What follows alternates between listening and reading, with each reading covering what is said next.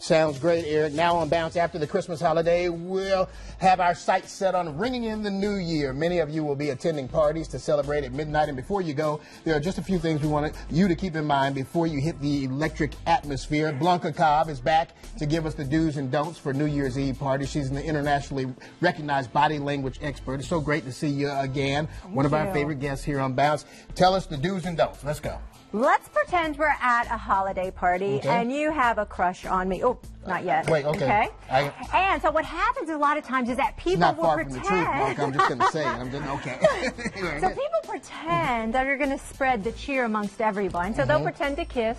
And kiss. So, but let's say that you really have this thing for me, and you're going to come in for a kiss. Okay, but I got the mistletoe. You have the mistletoe, and it's fun and it's festive. Yes. So you might lean forward. The natural inclination is for me to lean back. You're going to continue to lean forward. The best thing to do, move in, is that I'm going to sidestep you. You see how I did that? Okay, yes. So you're showing me that you're not interested at all, which is unfortunately not that far from the norm. Okay, go ahead. Let's say that you're still persistent. Okay. There are some persistent, we know there are some persistent people out there. There are very persistent people. So what you can do with the flirt is that you can still engage in conversation. So when it's inappropriate, you want to look away, look forward, look around. All right? When you're starting to talk appropriately to me, then I can give you my attention. So I'm silently teaching you how to talk to me. Let's say that you're still persistent. I want to pass you on to somebody else.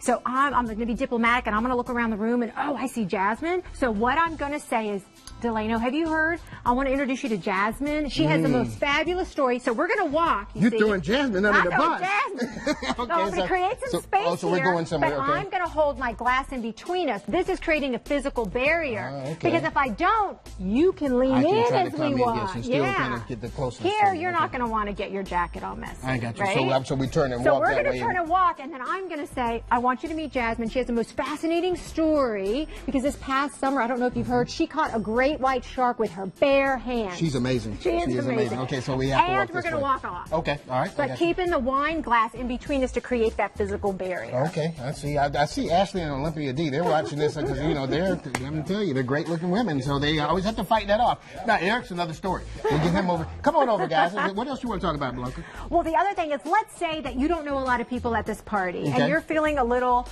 how do I break into a group, or how do I get people to talk to me? You want to find an open space. And when you find an open space, you want to be relaxed, and you want to have open body language. So if there's a rail, you want to pop an elbow. You don't want to do this because this isn't very inviting. Right. This looks like I'm nervous. This looks like I'm closed. Sure. However, if I'm opening up, then I'm welcoming you to come into my space and talk to me. And this works because I've used this many times. Because I travel a lot and I give a lot of keynote presentations. I don't know a lot of people.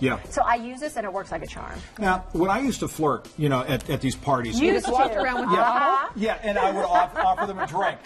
Sweat would like beat up on my forehead. What did that mean? You're probably nervous. Nervous, is that what it was? And then they would turn and walk away.